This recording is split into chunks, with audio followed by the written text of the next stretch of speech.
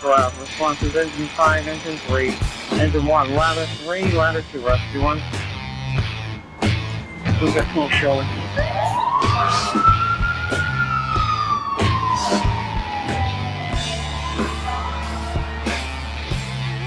Division 1, you're on location, box 23, reporting smoke show on 727.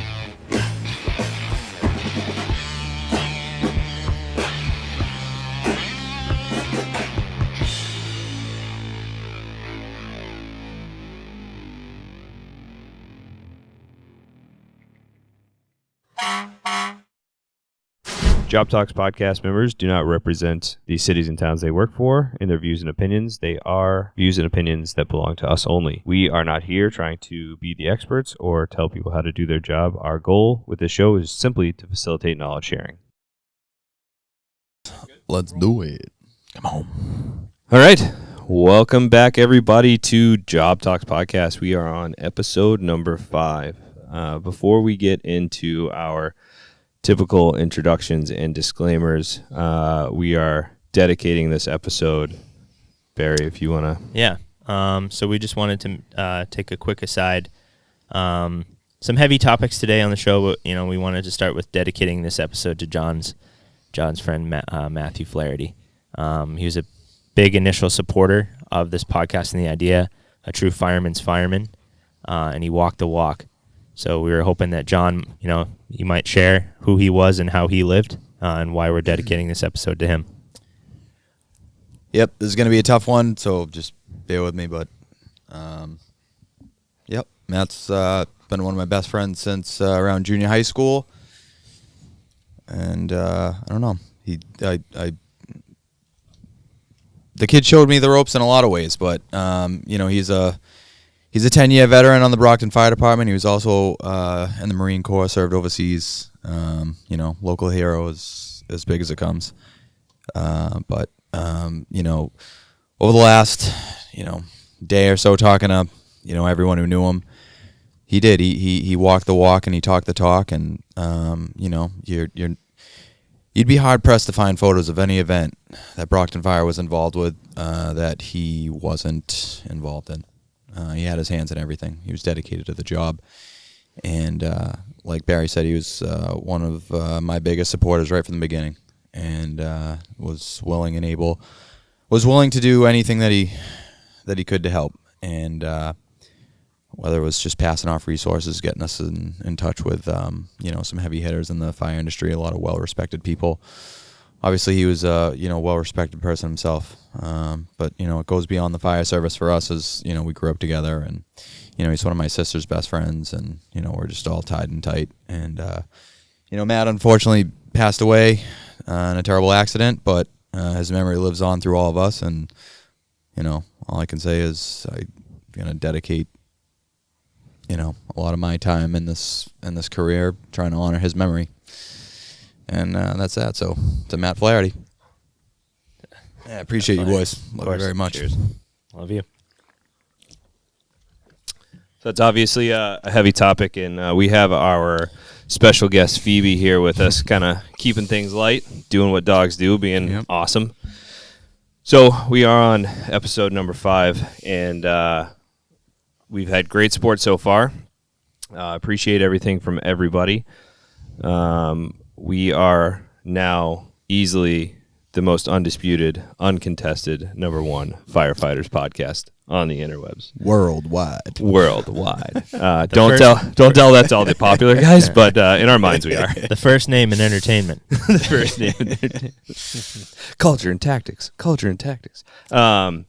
So we are paper on a B and a tie.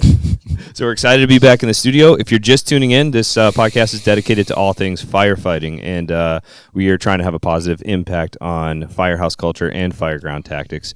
I would suggest / recommend / definitely do go start from podcast number 1 if you're just joining us now. We have some good content in those previous ones. So every Saturday at noon, we'll be dropping a new episode. Our typical disclaimer here: we are not the wait a minute. This particular episode, we are the experts, and you're going to find out why in just a minute. So we tell people we're not the experts. We're not trying to come off as the experts, but in this podcast, we are trying to come off as the experts. So go over to our social media pages at Jobtlks. It's Jobtlks on Facebook and Instagram. Follow us, like us. Go to the YouTube channel, which is also Jobtlks. Please subscribe. You can watch the videos there. We'll also be available on everywhere that you can find your podcasts, every major feed for podcasts. We have a website as well, www.jobtlks.com, Jobtlks. You can go on there too. Send us your feedback, content ideas, hate mail, you name it. We take all of it and we process it, and we try to make this show as good as possible to be user-driven by you guys to show what you guys want to see. We also all work on fire departments, but in our show, our thoughts and opinions are our own and not those of our respective departments. So please keep that in mind. And Barry's going to take us through this episode, and you're going to quickly learn why we are the experts.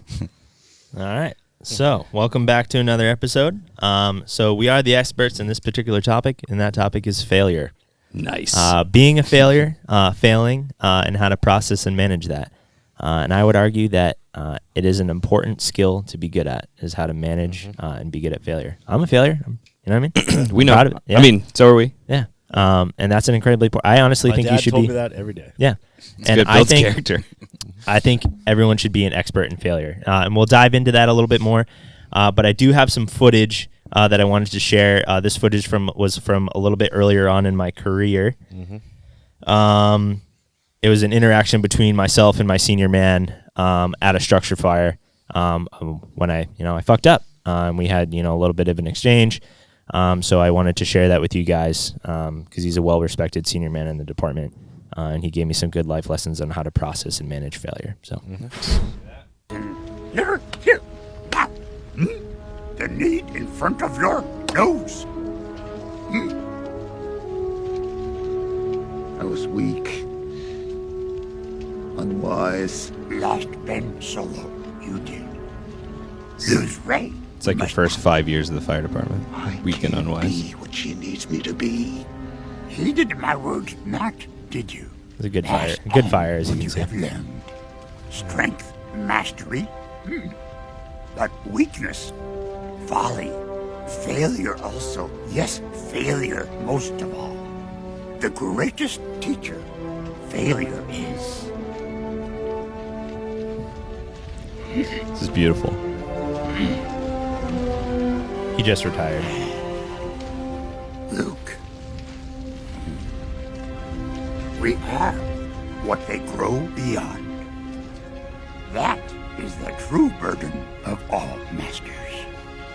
Your senior man doesn't like to go interior, huh? Yeah, so we laughed and the building burned down, and it was all fun. But so Do you not But I age learned out a- on Cambridge Fire? yeah, so yeah, so we learned a lot, and I thought that was important. It was a wise lesson from a senior man that I wanted to pass on. Was his name Schmadam Stuman? Schmadam Blumen. Schmadam Blumen? Yeah. So that's what I wanted to talk about failure today. Obviously, it's a heavy topic, but it's a topic I like talking about. One, because I'm not afraid of failure. I think it's important to fail, and I think it's far more formative than being successful.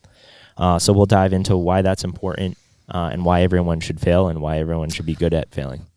I can cancel my therapy session after this. Yeah, yeah. So I have a You couple. were a terrible son. You were terrible. Yeah. I have a bunch of philosophical quotes sprinkled through here. I can't wait for that question of the day. Why Question I of the suck. day. Hang on, I have it Wha- already. Yeah. Why? Why Let are me you tell not you a, why I suck. As a Why are you salesman. not a doctor like your older brother? I start every That day hits with hard, 30 man. minutes That hits of hard. self-loathing. Yeah. So first quote there: "Do not fear mistakes; you will know failure." Right. So it's a good one, and it's important because everyone will know failure at some point, and it's important to understand how to manage and process failure. That's the key, right? So I think acknowledging we will all experience failure in our lives. It's inevitable, right? We need to understand that, and it's necessary. So I think that understanding that failure is both mutually exclusive, or not, is both equally inevitable as it is necessary, right? And understanding that if we're not willing to take risks, or if we're not willing to experience failure, we're not going to grow as human beings, as firefighters, as paramedics, or in whatever profession you're in. You need to experience failure. It's a very formative part of life. And, you can't, at a base level, you can't achieve anything if you're unwilling to fail. You have to be willing to endure hardship to achieve literally anything of substance in life. And one of my big philosophies is that failure is the teacher and success is the validation of effort. And I think it's important that, like, when you look at failure, the first thing, I've broken this up into like how you process and manage failure, and how you have conversations about failure, and how you can develop a plan of action to ultimately be successful, right? But the first thing that I really wanted to communicate is understanding that failure is, one, inevitable, especially as a junior member, and two, it's necessary. That's the only way that you're going to learn and you're going to develop coping mechanisms, build resiliency to become an effective member on the fireground. I think what you said, kind of in a roundabout way, is that you learn more from failing most times than you do from succeeding, right? Yeah. I think it's huge part of like growing up, whether it be like as a person or as a firefighter or whatever. Yeah, and especially like I could and will go on about failure for a good while, but failure is approximately 1 hour. Approximately 1 hour. Minutes. Failure is so formative, throughout your child. If you're shielded from failure in childhood, if you're shielded from failure in the latter end of your development, if you're shielded from failure in the early years of your development as a firefighter, you're not going to be successful, point blank, period, because you won't understand how to cope and react in a dynamic environment, make a change, and fucking make a decision and make it happen. Like, failure happens on every fireground, on every fire call, probably every call, where something could have been done differently, something could have been done better, and you need to have the mental capacity and wherewithal to self-diagnose, recognize that a mistake was made, either have that conversation through an internal dialogue with yourself or as a collective. And the big thing is being mature enough to take ownership that you made a mistake, and be able to implement a solution, which we'll talk about a bit later. But the first thing that I really wanted to communicate is understanding like failure is inevitable and necessary to being successful. So once you can kind of begin to understand that failure is inevitable and necessary, right? You have to develop the capacity to develop the right mindset when you're presented with failure, right? So mindset is critical to ensuring that you ultimately will be successful, and you have to realize failure is a skill that you should be good at. And that's kind of some people might hear that at face value and be like, oh, like why is failure a skill that you should be good at? Because I want, whether it's leaders of any organization, junior members, whether that's the Army, any branch of the armed services, whether that's the fire service, police, paramedics, EMS, whatever, police department, I want you to be good at failure, because that means, one, you're taking risks, you're taking calculated risks. You're understanding that you're going to come up short sometimes, and that's just the way the world is. And then your ability to self-diagnose and implement a solution. And that's something that I think is incredibly important. You have to have a growth mindset, right? You hear the cliche like, oh, failure is part of your journey, right? But it really is part of your journey to becoming a better firefighter. I can think of probably every call there's something that I can do better on. And I can think of some big calls that I've made fucking mistakes. And I think the big thing is being able to take ownership of that. And sometimes you have to be brave enough to take ownership of that in a public forum and say I fucked up, I made a mistake, I'm going to learn from it, either individually or collectively or both. And I'm going to, one, hopefully not make the same mistake again, and two, I'm going to pass on and share that knowledge. I think so. I think when you say being good at failure, it's an important distinction is you're not going out and failing to learn from failure. Being good at failure means that when you fail, which is inevitable, that you have the mindset to learn from it, right? So it's not like we want you to be good at failing, go out and fail, but when you do fail, figure out what happened, why it happened, take that lesson from it, bring it back, learn from it. And hopefully it's on we talked about where hopefully it's on a call that has no negative impact to the outcome of that call. But even if it does, it's all the more important that you actually be self-reflective and learn from it. Yeah, and I think there's some calls, I think some of the calls that are the most important, at least the most important to me, especially when you get really good at something and you're operating at a high level. Like, I am my own biggest critic. The calls that I think are the most important is where the only person that knows you fucked up is you, right? Yeah. Where everyone else is like, Absolutely. hey, good job, bro, on that call. You did great. Like, great patient care, great job on this extrication, great whatever. But you know you did something that you could do better at. And those are the calls where it's the most important to take ownership, because you're the only person holding yourself accountable, and you need to make a choice. Like, I could let it slide and take the credit for this, and like my internal monologue is like, yeah, Barry, you did a great fucking job. Like, fucking pat yourself on the back. Or you can be like, you know what? Like, at the end of the day, like, I know I did something that I could do better, and I need to implement a solution, find a way, and that happens to me all the time. You know Kind of what I like that, what you're doing when people are watching versus what you're doing when people aren't. And Yeah.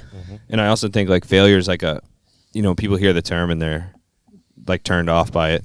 Failure sounds like really big, but failure isn't necessarily like you're saying like you actually like failed and fucked something up, but just the like, hey, I did this and it worked out, but I could have also done this and maybe it would have worked out better.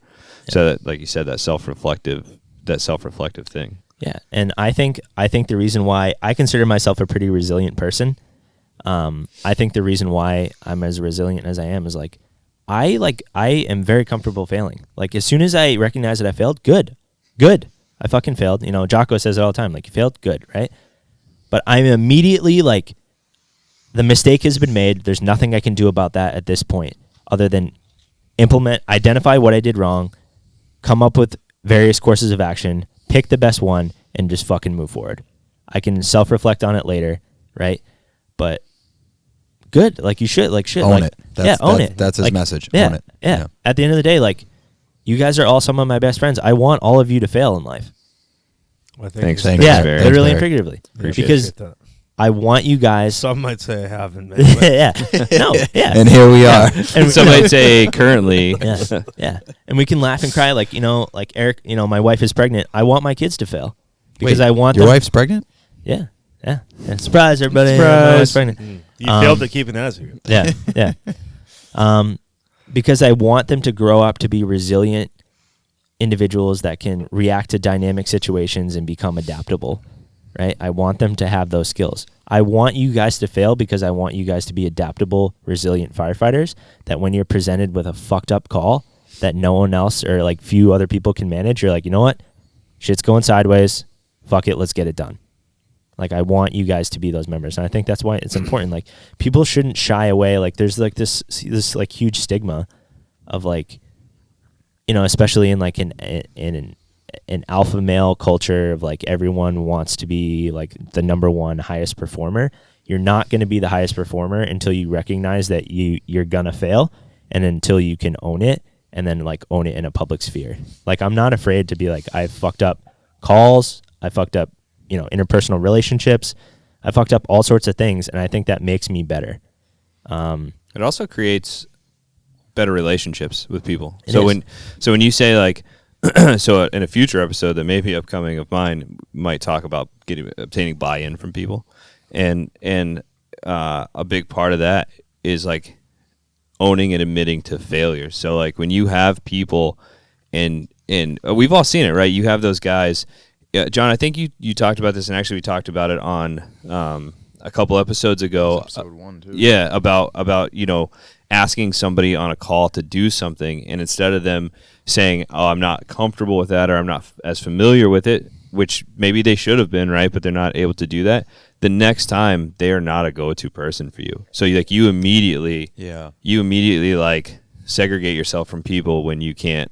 I know that I judge people, Right. that too. Like, if I have somebody and you're like, bro, you really messed that up, and they can't sit there and like own that, even like just between like two people, like that becomes like, for me, like a problem. You know what I mean? Yeah. So being able to do that creates a good environment for buy-in and stuff with the people. On you that work same with. topic, like for me in that same setting, I hate when you're dealing with someone who's an excuse maker, who dances around it the whole time, Yeah. and can't admit the fact that they've made a mistake. Yeah. Of any significance. It's, oh, yeah, or no, like, yeah, I know, or yeah, but, like, Yeah, but and it's like, No one wants to fucking hear that. yeah, Right. it's like, dude, like, you fucked up. It's not a big deal. Let's talk through it so it doesn't happen again.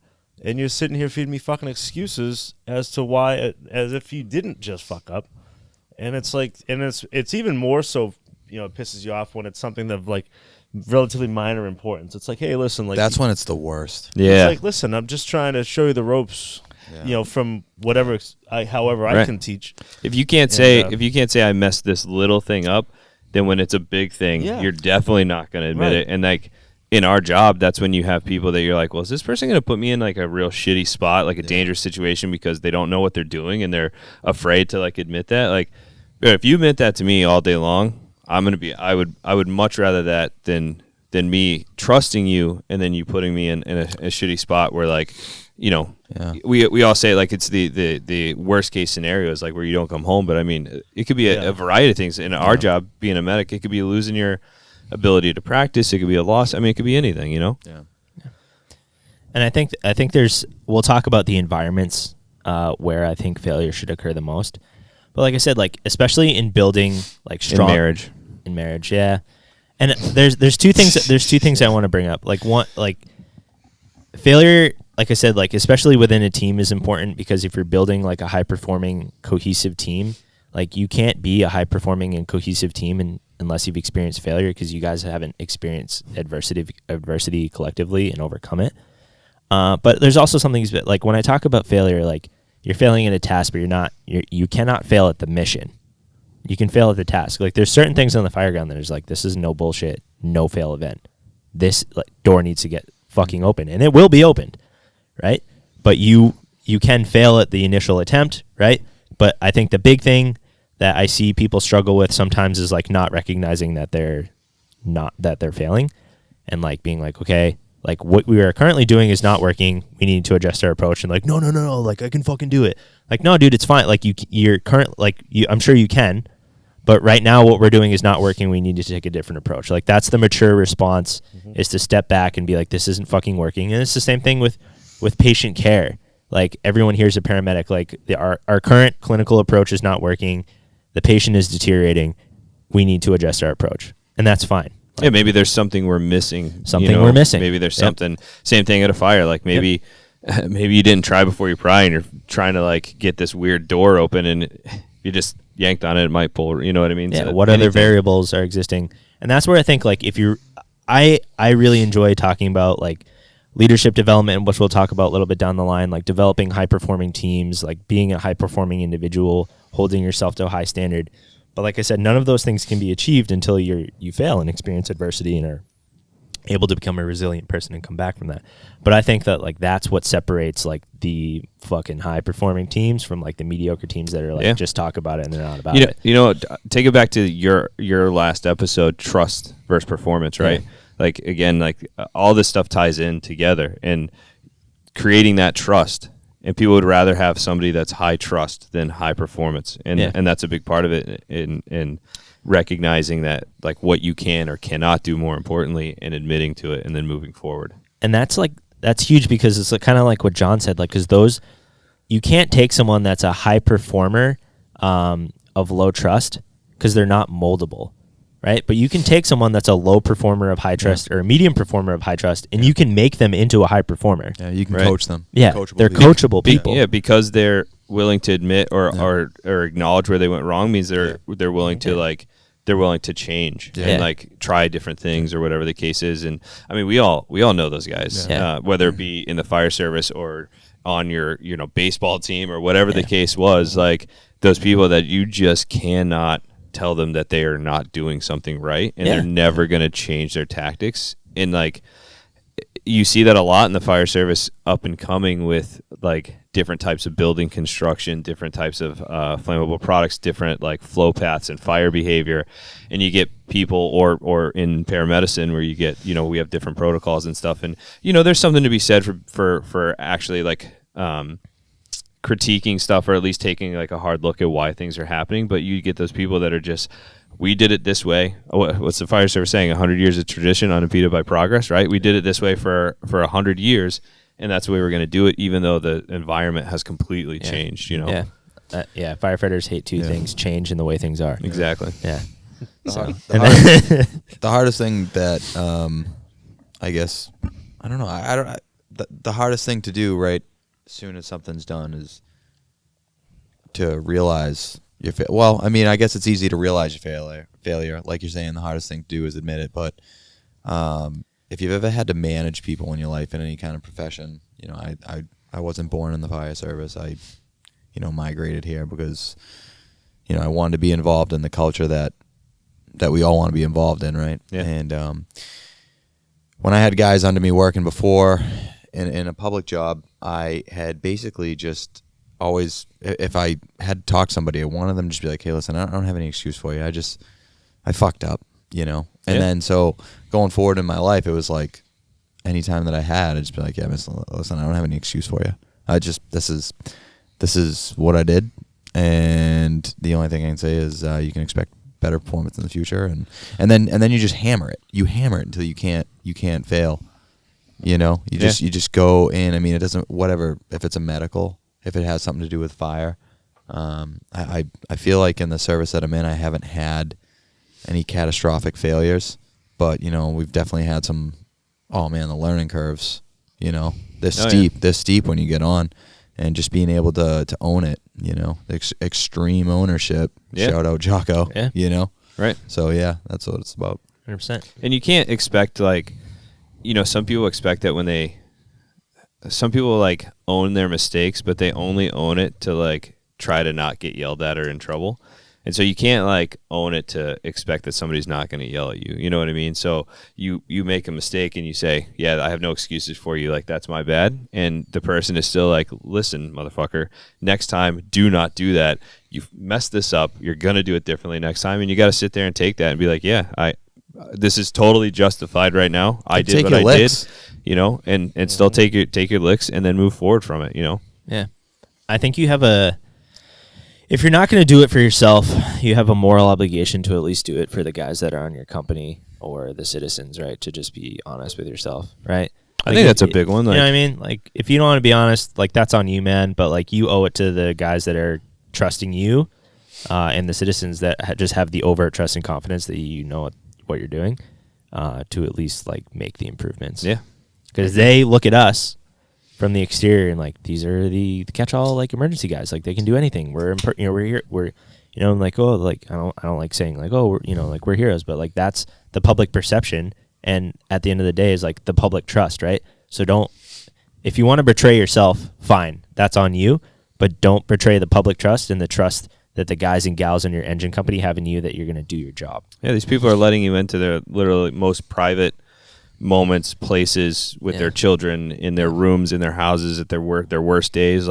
That's a big part. If you betray that trust by not learning from your mistakes, or you just do something that goes against that trust, and I think that's where a big part of this whole show comes in, and we talked about, and I think we talked about in the first episode, was maybe it's not a failure that I don't know X, Y, or Z, right? Yeah.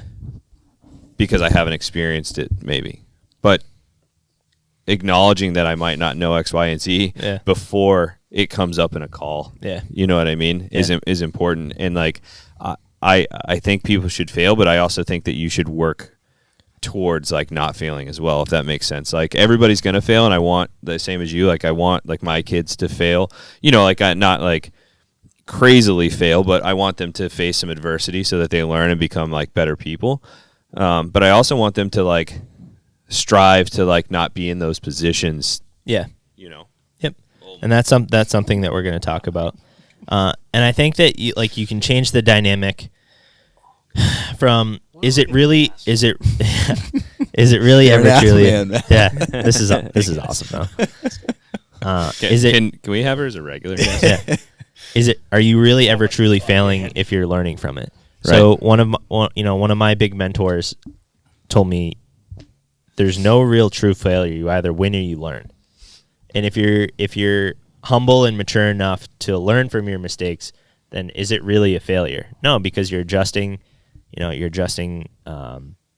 tactics, your approach, your technique to ensure that the same mistakes don't happen again. And I think that's how you work towards when you're humble, have the humility to, adjust those things, you're working towards like eliminating failure or mitigating failure. That's something that's very or just making the failure less severe, less negative consequences, instead of somebody losing a life, maybe somebody, breaks a bone. Not that we want people to do that, but like you can lessen the severity of your fails as well. You know what I mean? Yeah. And I think, like I said, I think it's a difficult thing. There has to be a paradigm shift, and it's not just specific to the fire service. It's any like high performing alpha culture of like weakness is considered like a pariah. But I don't think that like admitting that you failed is a weakness. I think that's a hallmark of your maturity, as a firefighter, as a member, of the armed services, police officer, medical provider, what have you. Like that's a hallmark that you are a high performer. You can self-diagnose, you can make corrections, and you can implement a solution. And I think a lot, like I still think I rely a lot on like my view of the world is framed a lot on my experience in the Army, as far as like my philosophy on leadership development, and my philosophy on building like high performing soldiers. So like universal soldier? No. I mean, like, so like the community that I come from, it's not definitely, it's not the special operations community, but we do operate with a degree of autonomy. So there's a higher, expectation for performance and accountability that like, hey, you guys are kind of off on your own, doing your own thing. You're embedded, with a larger element. So like no one can really, similar to what I said, like in previous episode, no one can really check you on your shit because no one really actually knows what the fuck you guys do. Right. And like, operating in a leadership capacity there is like, I would much rather have a guy, and this was actually my experience that I frame a lot was from my time as an infantry medic. When I went back from the line company to headquarters, this is like towards the end of my active career, I had like 4 or 5 medics under me, and I had like one that was like a PT stud and just had like a complete shit attitude, but he was like a physical phenom. And I had this other kid that like sucked but was coachable. And like I like didn't like I would 100% like take the guy that sucked and was coachable because I can turn him into a high performer because he wants it. The guy that is a high performer that's just an asshole is closed off and isn't receptive, isn't willing to like. That's the guy that's gonna fuck you over. Yeah. Like this other kid would literally jump on a grenade for you because you're like, hey, will you? You know what I mean?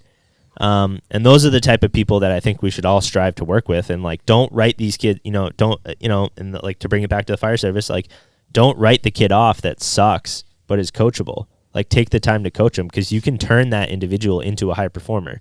You can't turn the kid that's just a fucking asshole and has been there and done that, even though he's been there and done that for 5 minutes, right? Like, he's not going to be the kid that has your back at 2 a.m. It's going to be this kid that would run through a brick wall for you because you took the time to believe in him. Right. And you're willing to, like, acknowledge, like, hey, yeah, you're failing now, but you're not going to fail forever. This pops into mind. This is like Booby Miles when he's like, this is God-given. All I got to do is show up. It's like, well, we don't all have that. Yeah. So, and that kind of comes to, like, once you accept the fact that failure is a reality, and you accept that and move on with it, and then you choose the mindset, hopefully the right one, not the poor one, right? You should welcome failure, because failure has a lot of positive attributes like we talked about, right? But some of the big ones is, above all else, failure breeds adaptability and resiliency. And I think that's super important in the fire service, a mission-oriented culture. You can fail at a task, but you cannot fail at the mission. The mission is to save lives and property. We will no holds barred. We're not fucking failing at that mission.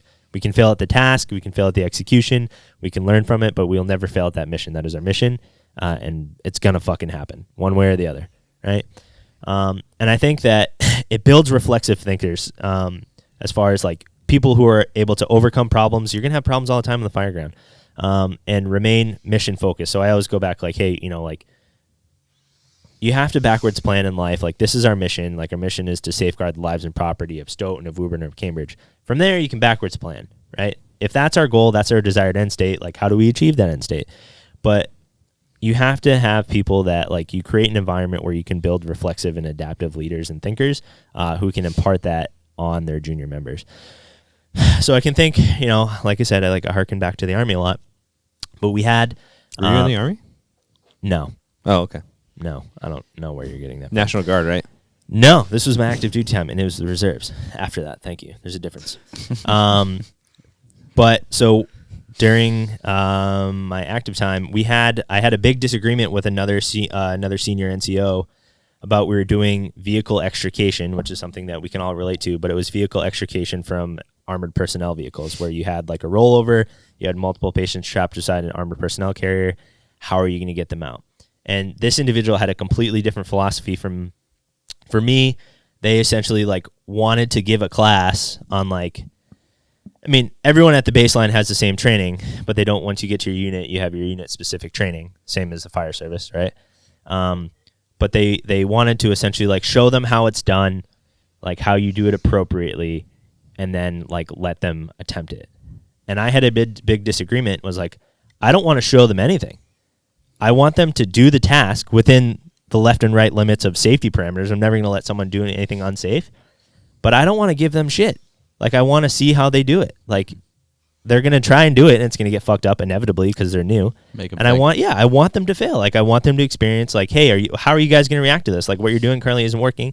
Can you, amongst your collective group, like, figure out a solution? Because you have to, right? There's no one else coming in this scenario that's going to help you. Like, the senior NCOs aren't here. Like, senior leaders aren't here. Like, you need to figure it out. So just figure it out.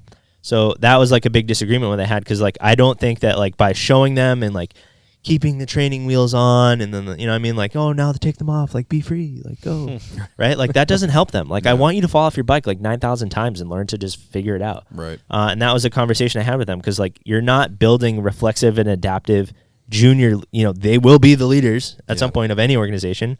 And if they haven't experienced failure and tried to implement, like implement a solution, you're shortchanging them and setting up. So we ended up doing it the way that I wanted to do it. It was a big success. And everyone was like, oh, Barry, you're right. You're totally right. Oh, my God. Just kidding. We did it their way because they were a senior NCO to me. And I bitched and moaned and griped and thought my way was way better. But I ended up that you were the failure. Yeah, I am the whole failure in this situation. But no, like we ended up having like a good conversation afterwards. Obviously, you never disagree in front of the junior people. Like keep it respectful for the most part. But that was I will say like I do agree with you because that's my style of learning. But I think that just specifically going into like teaching moments with failures, I think like not everybody, but people have different styles of learning, and so. And I've experienced this for like people, on like a motorcycle or a jet ski where you're just like here and you just gun the thing and then you get absolute like I'm never doing this again versus. So I think there is a balance to be said there. There is. And that's where I'm saying like you need to allow them to do the exercise. And I'm going to talk about like the exercises in the fire service, but you can never abandon those left and right safety parameters where you're going to intervene and be like, okay, stop. Right. Think about what you're doing. Right. I'm never just going to let them drown. Yeah. Like I'm going to come in, maybe. So a good I'll pull them up for air. Yeah. Right. But you have to have the safety parameters where if they're really struggling, I'm not just going to let them flounder forever and be like, hey guys, like let's stop, take a minute here, think about what you're doing. And then maybe be like, hey, have you thought about this? But I don't want to abandon them at least making the attempt, coming up with the critical thinking and getting stressed out, because that's important. Like you're going to get stressed out, you're going to get flustered. Like, what do I do? Like you can't, and especially in this industry, you can't just like shut down. Like, cause especially with patient care or anything, like forcing a door or, trying to make the push or whatever you're doing, like you can't shut down. Like you have to figure it out. I think a good example of like that process is the fire academy. So, obviously I'm speaking to the Massachusetts Fire Academy, but they don't take you into a burning room first on air because that's unsafe, but also like that is like that kind of 100 miles an hour, like straight out of the gate. Stress inoculation. Yeah. So, which some people don't, I respond well to that, but some people don't respond well to that. So they put you in a mask and then on air and like a hot building and then on air with a fire and then smoked out or whatever. So it's Yeah. like a progression of the tactics without putting you from 0 to 100. And so like when you fail, you can identify failures along the way. You know what I mean? So Yeah. like, okay, I have a difficult time putting a mask on. Okay, we can do drills that help with that. And then I have a difficult time with this. So Yep. I think that's kind of a good example of like you just do it. You know, it doesn't really relate entirely to what you were saying, but you do it, but you do it in increments so that if you fail, it's not a major failure. And before you're in the unsafe area to fail, you can fail safely. So actually, kind of by chance, I actually recently had a conversation with Matt Flaherty where they had a prolonged extrication incident, and I can't. It was hours that it took, and so they had a lot of people on scene, but it was him, and he's he was a 10-year veteran, a lot of experience with extrication, and he between him and some of the other senior guys and the the ranked membership, they were doing everything that they were trained to do to get the job done, and there was just more to the job. It was just an example of adapt and overcome. And Matt told me, he was like, it got to the point where we're sitting there racking our brains trying to figure out how to do this, and we looked at the junior guys and we're like, hey, what do you guys think? Like, is there something that you're seeing here that we're not? And motivated the junior guys to step up, really. I mean, and actually lend them a voice to be like, yeah, this is what I see, And problem solve. Yeah, that was it. Just work with everybody to problem solve. And so it wasn't a moment of like failure per se. It was just a moment of like things happen, things are dynamic, and it's like maybe you've never come across this, or maybe you just have some stubborn piece of metal, or I mean this vehicle is like wrapped around a tree and all these other things, and it was just like there was just everything they did was just not working, and then come to find out you get the junior guys involved and you get everybody thinking. I mean, they got the incident done, but there's a case of a guy with a lot of experience stepping up and being like, hey, I need some more help, I need some more eyes, like tell me what you see, tell me what you see here. And I think that's huge. And again, like the term failure sometimes turns people off, but that's what you mean. Like, it's not always like a dramatic failure. It's just like hey, this isn't working. Right. So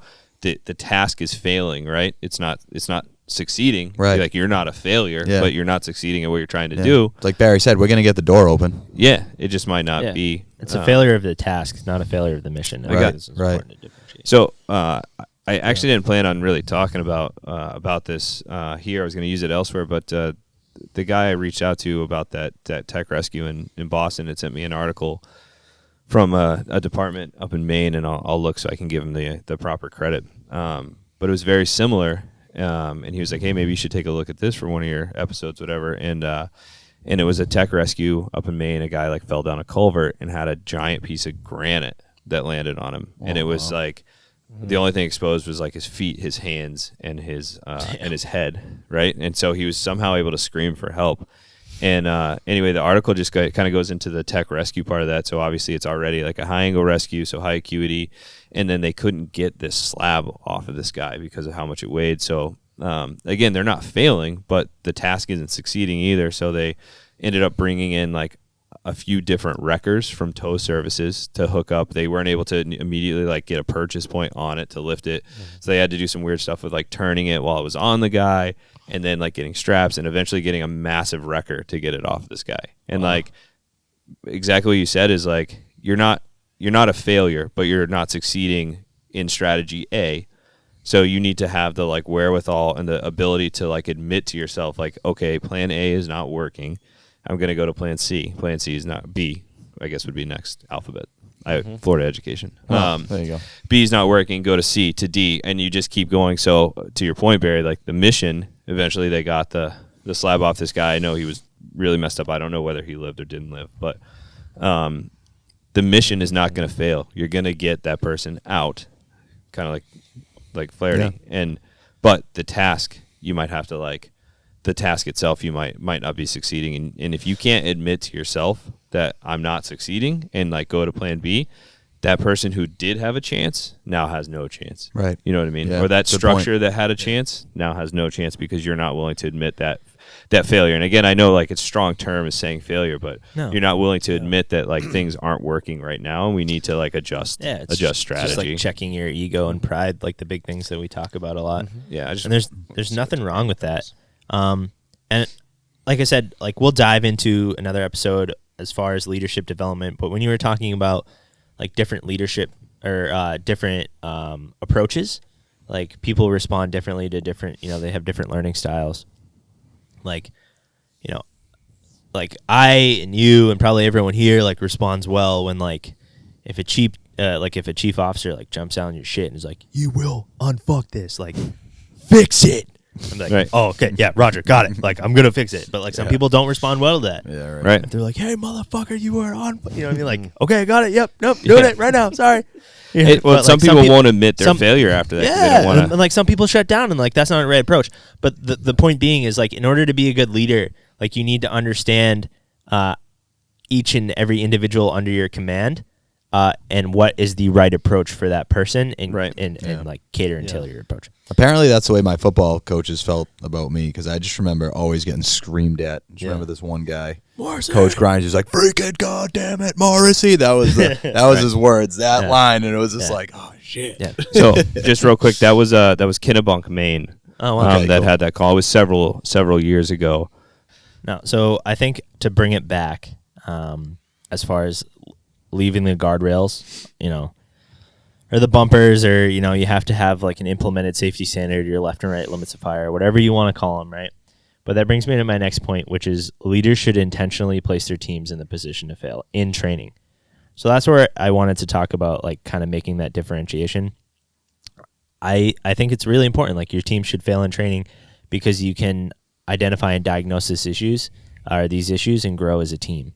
Right, and you want your team to experience failure individually and collectively, so they can implement solutions, because it's sure as shit going to happen on the fire ground, right? So you want them to be, to build that resiliency and adaptability, and I think that brings to the next point. Like, teams who are able to efficiently maximize or manage failure can maximize their ability to be adaptable and overcome adversity.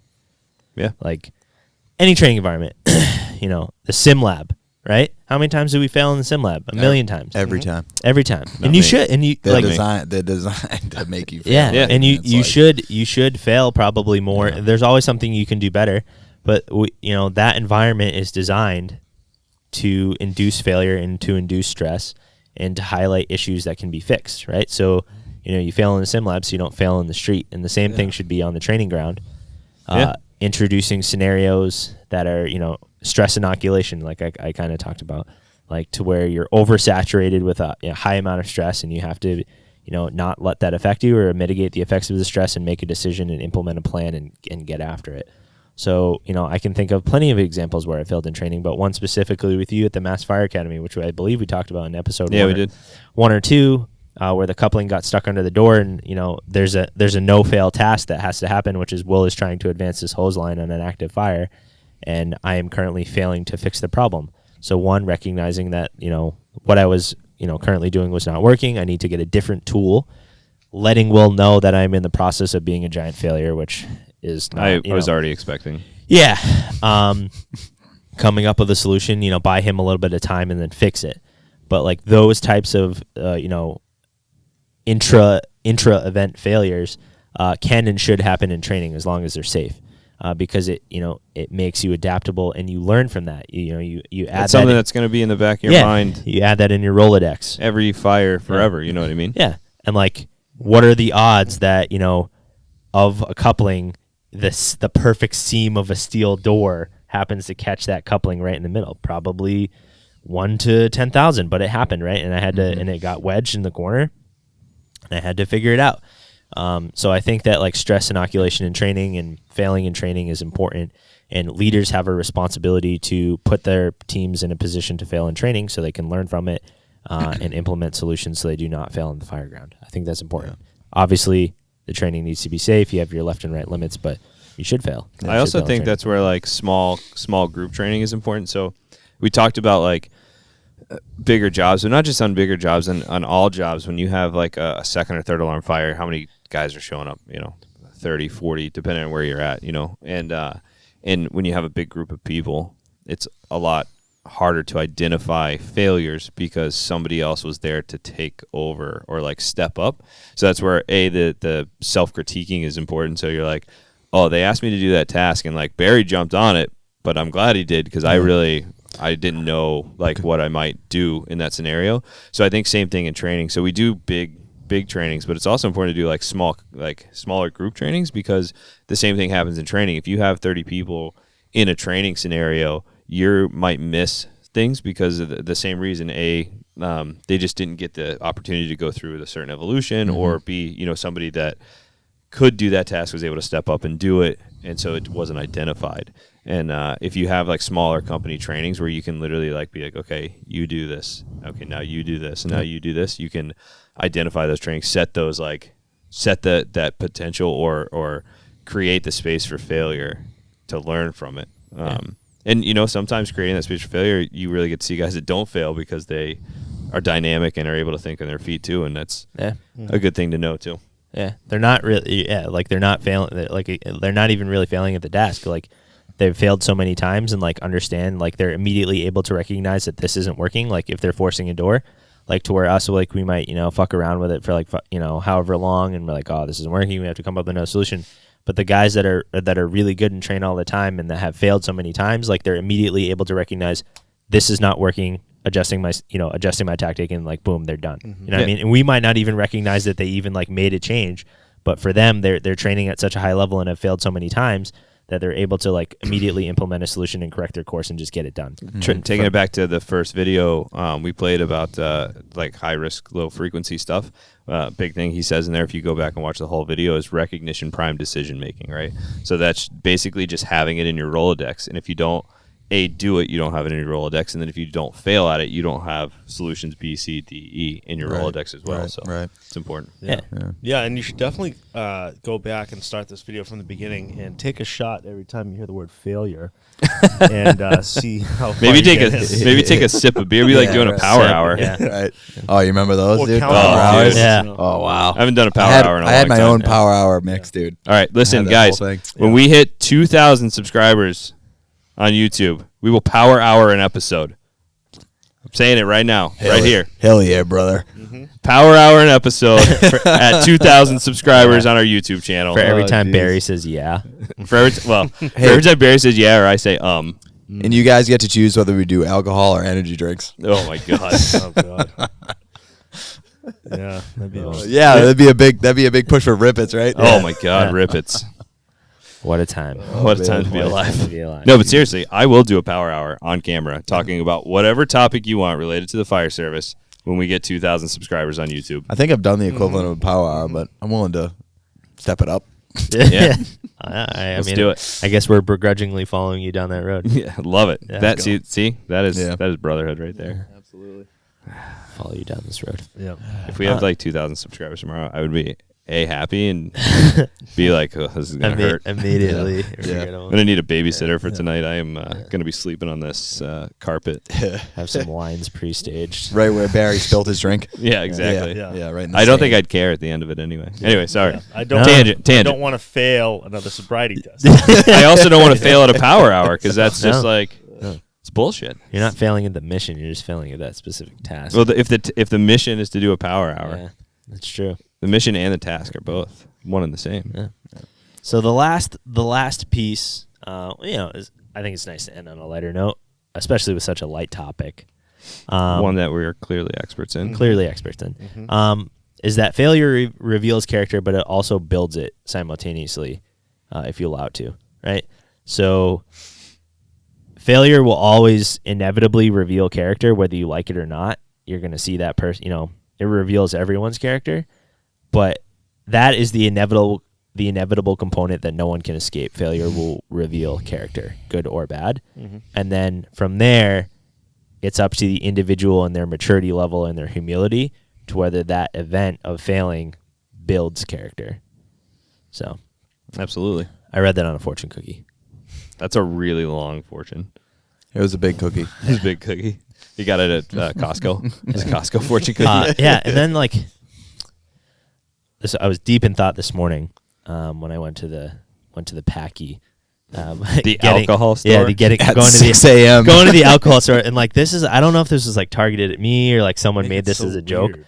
but like right next door, I took a picture of it. I'll show it to you guys, and I'll send it to Nick so you can put it up. Right next door to the liquor store was the Redemption Center, and I was like, I don't know if this is like targeted at me. Like, Probably targeted. why do you have to name it the Redemption Center? Like, can't you just name it like the can and bottle like turn in? Like, because like I'm looking at the liquor store. Yeah, they'll put that Redemption right next to Center. alcohol store. Yeah. Right. Yeah. Yeah. Really Well, you know, fucking see, this is slow good friends. They people. never I actually thought it was like a Yeah. an AA place. It's actually like a Yeah. can and bottle It's a recycling. can. Yeah, it's a can and bottle Alcohol turn. store. Yeah. right next Yeah. to So this is the good friends. They can never let you and live anything bottle down. return You say one area. thing one time. Hey, They never live but it it's on video and will live on the internet If you- forever. Yeah. Yeah. If you guys need me, I'll be at the Redemption Center next to the alcohol store. Yeah. That's where you'll find If me. you're wondering what we're talking about, tune into episode 3 where we talk about Packies. Yeah. Episode 2. And then, so here's my last quote. This is a long quote, but I want to read it because I think it's important, and I think it really encapsulates everything we're trying to talk about. So you guys have probably heard this, the man in the arena. For those that haven't heard it, Never heard it. Barry can't read You never good. heard it? Really? so- Never heard it? Okay. I think a portion of this was quoted to us recently. Most likely, it's from Ted Schmed Bickles. Bickles? Yeah. No. So it's a good quote. Schmetty Schmeichels? Yeah. Schmeddy Schmeichels. Yeah. Schmickschmorschen? But I'll read it to you. It's a long one, but I think it has a lot of good. It goes like this. Boats and hoes. Yeah. Boats. Sorry. It's not the critic who counts, not the man who points out how the strong man stumbles, or where the doer of deeds could have done them better. The credit belongs to the man who is actually in the arena, whose face is marred by dust and sweat and blood, who strives violently, who errs, who comes up short again and again, because there is no effort without error and shortcoming, but who does actually strive to do the deeds and knows them with great enthusiasm, great devotions, and who spends his time in a worthy cause, who at best knows in the end triumph of high achievement, and who at worst, if he fails, at least fails while daring greatly, so that his place shall never be among those cold and timid souls who never knew victory nor defeat. So I thought that was a good way to end the show, right? Have you ever considered a career in like audiobooks? No. Good, don't. Yeah, good. Yeah. No, it's a good quote because I mean, Ouch. no one has the right to criticize someone who's out there actually getting after it and fucking Yeah. trying. Yeah. Yeah. So You guys ever see that Instagram meme where it's like the guy, the huge guy on the couch with the potato chips all over him? He's like watching an MMA fight. He's like, I would have ran naked. Oh, choked him." yeah. You know what I mean? I mean, tell me that meme isn't the fire service though. Dude, like, it's like, like, or any organization which is exactly what the quote is like the. We all do it. Like you watch a Oh, football game dude, and you're like, I why do did it. you pass and that's an like, bro, because you're a professional. That's Dude, why you did it. I've been Like, playing hockey for. Get him, Phoebe. get him, Phoebes. I've been playing hockey for like a year, and I'm watching NHL. I'm like, idiot! You should have shot it. Like, yeah, Take right. the shot. Yeah, Take right. the shot. me? Are Like you I kidding would have. me? Like I would have done that. But I mean, we're all guilty of doing it, you know. And I think that's a great quote because in the end, like legitimately, like if you're not willing to like put yourself out Yeah, there and be you're not- part of it or be part of the solution, like just Yeah. sitting out on the outside and criticizing versus critiquing, you know. Yeah, Get- if you're not the one willing to be the person in there doing it, then Get you your have no hands business. dirty, people. That's Yeah. what we're talking You have about. no yeah. business Get being your there. hands Absolutely. dirty. All right. So I think that's a good summation for failure. I'm going to do, we haven't done a scene size up in a couple episodes, so I thought we'd do scene size up. And I wanted to do one a little bit different, you know, kind of talking about last episode, we talked about operational realities, Yep. and our operational realities are different. So I wanted to do one, we've done a couple firefighting ones, but, you know, we're an all hazards agency, and I thought specifically of Matt. Matt has a lot of highways, right? So that's not something that we see a lot. And this is a call that Matt could legitimately see, or you, and, you know, myself and will probably never see, but I thought it was cool, and it's kind of resource intensive. So I'll let Matt go first. So this is scene up. So this is something that could, you know, obviously worst case scenario, but could 100% happen in Woburn.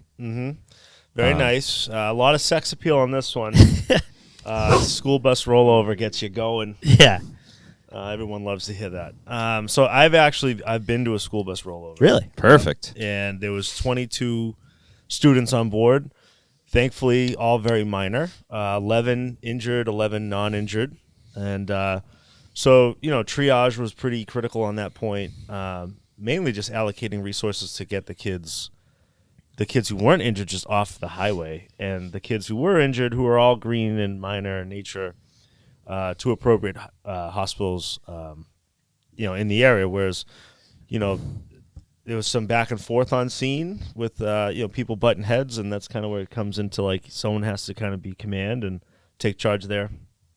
But yeah, this is reality in anybody's town, really. Anything can cause, a rollover of any nature. Yeah. So Barry, do you want to, before we get too far into it, you want to describe what we're looking at for the yes. people listening? So for the audio listeners, we're transitioning. The past couple of weeks we've done fire-related ones. So this is a off of a highway. It's a school bus that has rolled over, and it's there's some significant structural damage, and it's kind of careened off upside down, half in the ditch. And half on the highway, and there's significant damage to the bus. So we're talking about how you would approach that, from the lens of the resources you have and the experience that you have. So I had a follow-up question for you. So when you said the majority of the patients were green, I'm assuming you guys, that was an immediate mass cal, whoever. Exactly. Yeah. So it's right away you're in a mass casualty situation. You got to figure out who's your priority, who's going to need your resources at that time in place immediately, versus the rest of them who, are obviously affected by the accident but aren't critical. Right. They can stay in place or they can self-extricate, and you can get to them, in a safe manner. The bus in my incident was in no immediate danger. It wasn't like it was on fire. It wasn't hanging off a cliff or anything. It wasn't going anywhere. It was stable. It was up against a stone face wall along the highway. And so, it wasn't moving. It wasn't going anywhere. So, but in that setting, a lot of them were able to actually get off the bus on their own safely. Yeah, so we didn't have a tough extrication. Right. Like the photo I'm looking at here, obviously, I'm sure there's much more significant injuries and a tough middle part of that extrication, bus there. Yeah, it looks right. But yeah, it's really, you got to be able to think quick and size it up. Like, who needs the attention right this second? Who can I just give orders to safely stand off to the side? We can address them afterwards, and you got to take it from there. So do you guys, and this is for the listeners, this is more of a Metro Boston specific question. So we have something called BAMA, which is like the Boston Area Mutual Aid or Boston Ambulance Mutual Aid System. Is that something you guys go through Metro Fire, or do you use BAMA for something like that where you need a lot of BAMA handles all mass casualty incidents. So you would sign on with Metro if you needed additional fire resources, or if I'm calling for mutual aid ambulances via fire department. Yeah. But you still have to call on with BAMA to, one, let them know how many patients you have, what type of injuries you have, and then they're going to immediately contact every hospital in the area and say, all right, this is the incident, this is how many patients, who can take what. Right. And I went through all those steps because I was actually the officer in that position on that particular call that had to talk directly to BAMA, told them what we had for patients, and allocated those resources to where they needed to be. It's, they're all fine. Here's 11 kids, they're all fine. Just send them all to this hospital that was closest by. It's like, well, you can't do that. You can't bring 11 patients of all pediatric age to this hospital down the street. You're gonna overwhelm them. Right. And so that's what BAMA was there for. They said they called out to every hospital and they got back to me and said, all right, Mass General is going to take 3. St. Elizabeth's will take 3. Newton Wellesley will take 3. And they divided it all up and whatever. And then the other 11 that were non-injured, I think St. Elizabeth's was like, we'll take them all. We'll put them out in a room together, and we'll just start contacting their parents. They can come pick them up. So, but otherwise, and then maintaining remembering who's going where, Oh yeah. It's you have a lot of resources showing up. You're calling for ambulances. In that setting, we did call BAMA because we needed private EMS, and they have a direct access to the private EMS. Whereas Metro Fire would be calling for other towns to send their resources, right, like fire department resources. But and that's where again, another topic I'm sure we'll talk about. You only have so much bandwidth. So, establishing overall command, and then hey, we might need to actually set up different sectors. We might need operations where they're in charge of the tactical operation. We might need staging, we might need a PIO, Yeah, span of control. Yeah. Yeah. And will say I had no idea Matt actually had this exact incident. No, it's legitimately. Yeah, I was Legitimately. on 95 South or I-90 in Weston, and I was on the chase car at the time. But I remember the incident commander was like, he's like, "You're it." He's like, "Take over the EMS stuff and handle it." And so I actually think I think I remember this now. Yeah. so that was it. So yeah, it was just, and you kind of butt heads with guys sometimes because other, like you said, you have other resources showing up, and there's not always at least in private EMS, there's not always a mutual respect for one another. So Right. At least in the fire service world, like whoever's town it's in owns it, and like you can correct. come in, but at the end of the day, they're gonna be like, listen, this is mine. You know, like Of obviously course. a good IC is gonna take advice from somebody that maybe has a little more experience in the scenario, but at the end of the day, like there's no question of who's in charge of the incident Yep. because it's Right. the town owns it, Yep. or the city owns it. What about you, Johnny? So, I've been involved in a couple of bus accidents, but they've all been minor, and so it's usually just something that we're showing up to. And I guess it's a repeated theme in this show, but I just got my laptop handy and I get a whole bunch of refusals. But no, in an incident like this, it's like, yeah, we'll get that. There's 38 kids on there, sure. 38 refusals. fuck that. So- Good intent. Yeah. Yeah. But No EMS. Yeah.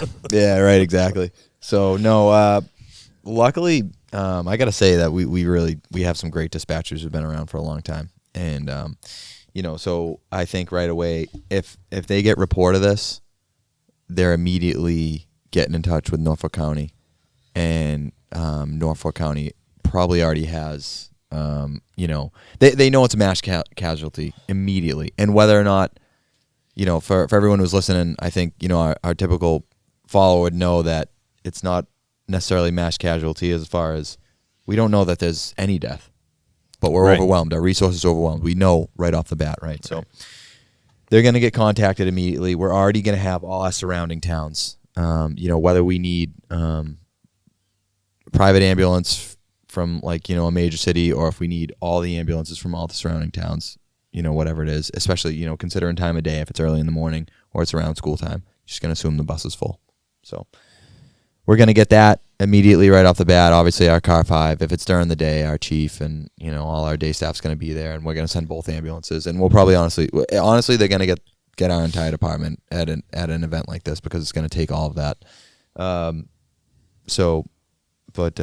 I can say, and thankfully I've never been involved in a situation like this, but that's what it would be until everything got cleared up. We have had MCIs, actually, that I've looked at extensively, but I wasn't involved. I was actually on vacation that day, but we had a water main break in a large building, a large medical building that housed it was like end of care living, all the way up to drug rehabilitation. Oh, so you're just moving sick people. And we were just moving bodies, and I think it was something like 30 some odd ambulances got called to move patients. So it was a pretty big to do.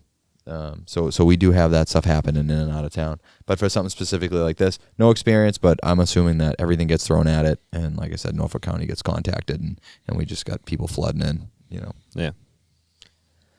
So I will say, I think I would argue that this would tie up a sizable portion of our resources. I mean, at least all of our technical. Depending on obviously whether Yeah. the bus is loaded or unloaded. Yeah. I don't really have a lot of AutoX experience. You probably have more than myself, but I would say, from a novice level, obviously that's an unimproved surface. You're going to want to at least stabilize and shore up the vehicle to make sure that there's no potential for inadvertent movement of the structure of the vehicle. Obviously, you're going to try and get patients out of that hazardous environment as quickly as possible. Ensure that the fuel is secured. If there's any potential for spill or explosion, disconnect the battery. But I would say mostly patient care, immediate stabilization of the vehicle as soon as possible, removing any hazardous fuels, and then just one on the backside, the logistics of making sure you have enough ambulances and resources to manage that situation. But you have more, I would say, like AutoX and this type of jazz than I do. I've had a couple, but nothing obviously like this. So my initial like rolling up, scene size up is obviously the first thing I would do is try to establish whether there are any like immediate life threats or hazards. So like I said, if there's a fuel leak, if the bus is on fire, if it's unstable, given the resources we have, like Matt said, maybe one of the very first things would be like, anybody that can stand up and walk, I need you to walk over here to a safe place and just put somebody on it. That is hard to tell if that's an unstable surface, but if it is, obviously stabilization is going to be key because you're probably going to be getting in there.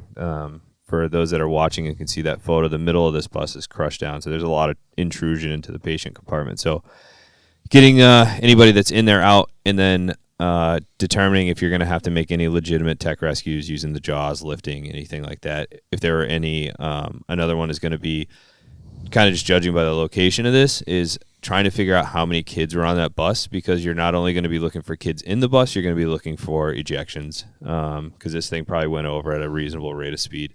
And it's a school bus, right? So it's there's a probably school no bus. seatbelts. And that's a big thing with No school seatbelts buses is no seatbelt. So going to be looking for ejections. We've all heard the stories of like a kid, 200 feet away in a field or something, and you don't see them because you're not looking for them. So those are going to be the primary concerns. And with the resources, I'd probably just have somebody dedicated to a line, just in case, fuel spill or that motor decided to let go. And it is going to be a logistical nightmare with, bringing in ambulances and personnel and having people in there, because you're going to have to put people inside that bus if there are kids in there that can't get out, and then triage is going to be a big one. That'd be my Yeah. No. Delegating tasks. Sorry, we've been disclosed. I would say delegating tasks is key. Yeah. Because you get overwhelmed with resources quick, and everybody wants to jump in and help, but then you lose track of keeping it organized.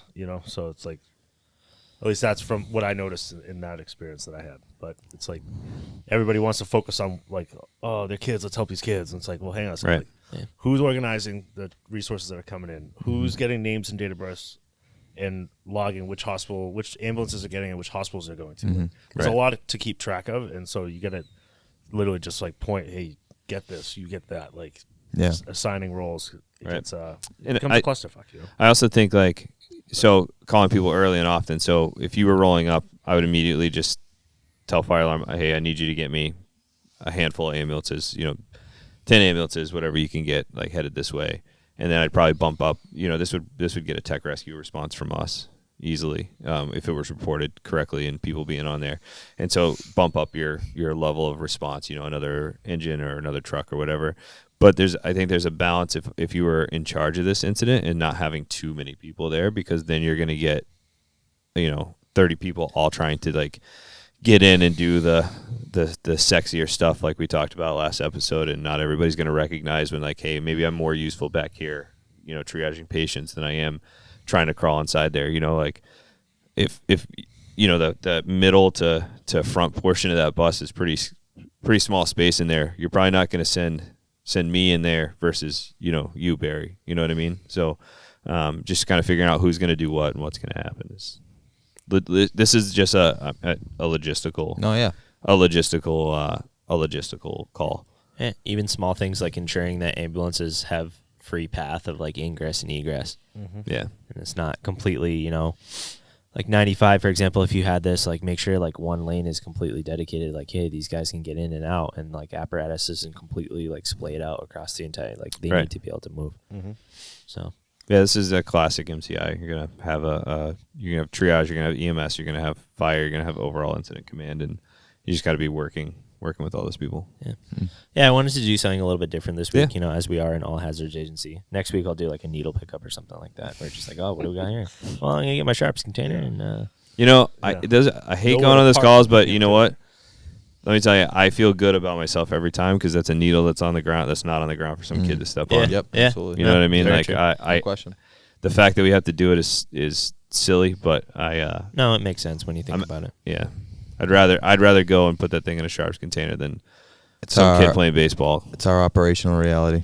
That is our operational reality in Massachusetts, near the cities. So, that's with that. what's going on for Yeah, sure. just reuse them. Yeah.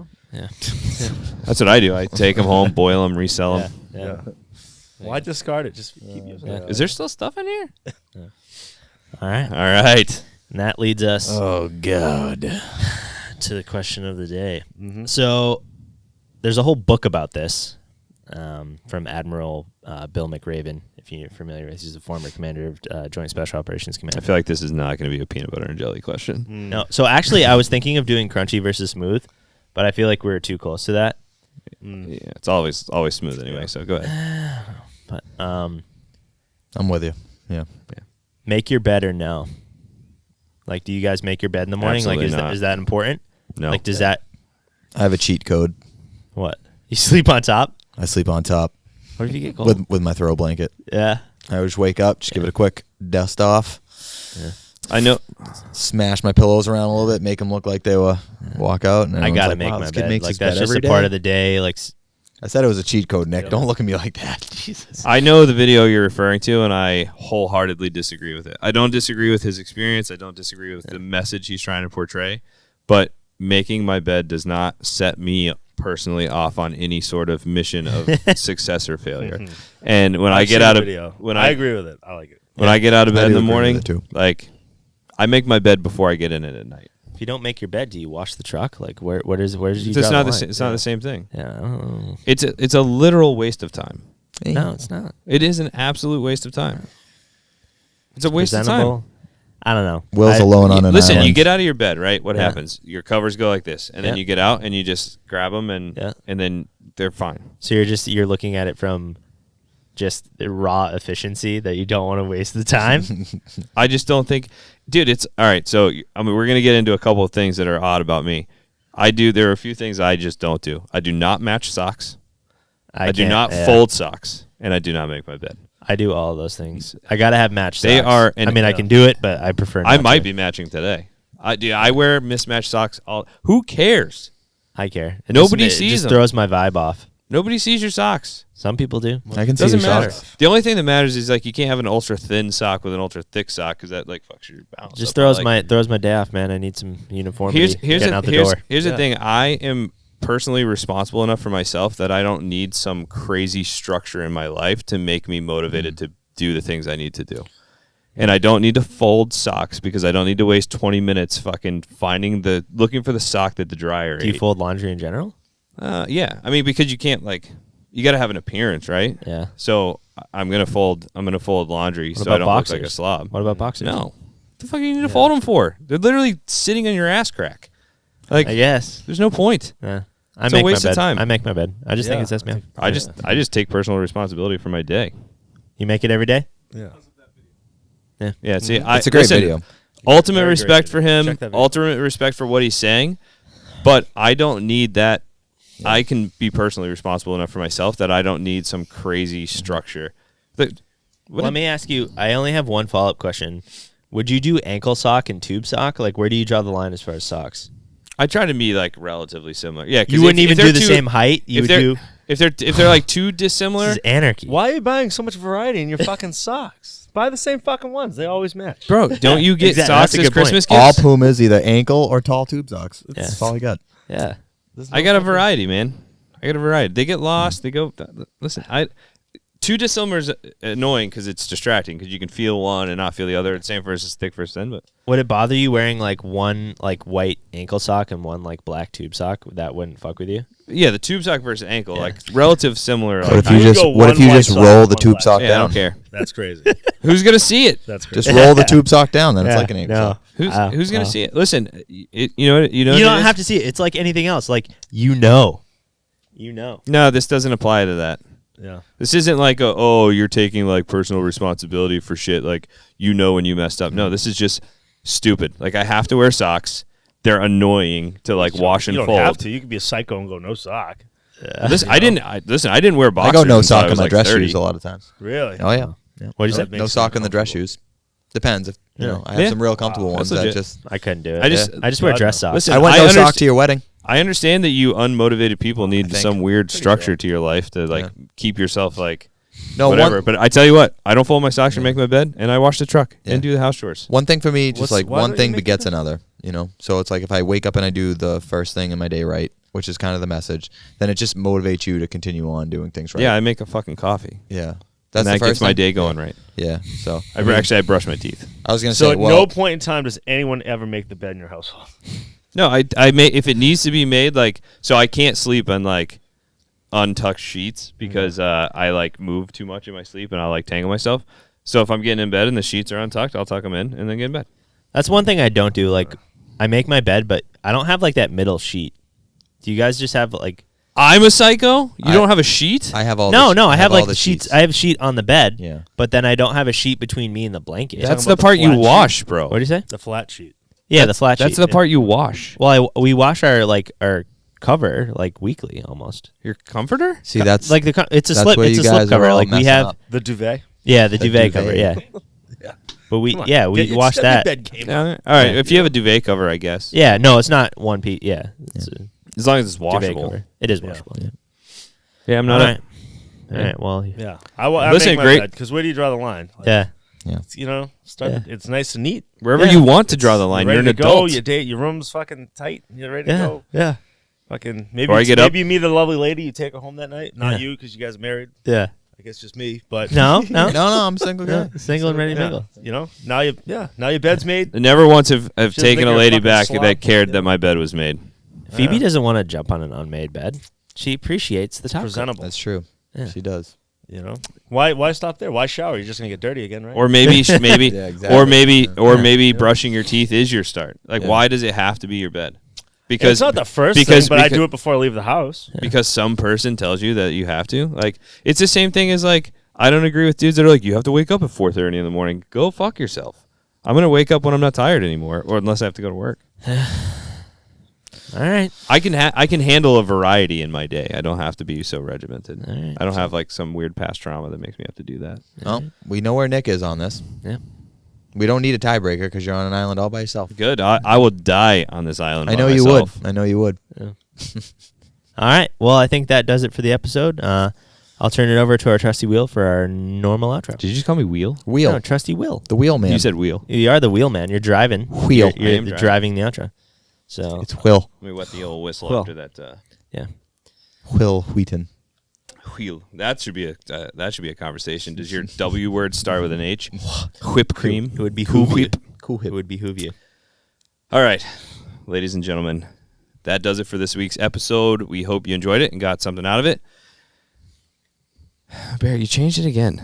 This is Barry's your- always changing it on No, me. this is your. You sent No, me this. I didn't send this. I didn't send this first sentence. That's exactly what you sent me. We'll find out. Seriously though, huge thank you to all of our followers, all of our listeners.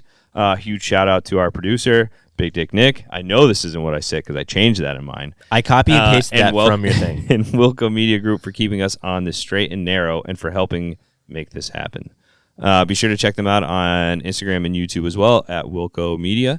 As always, you can find us on all the major social media streaming platforms and YouTube.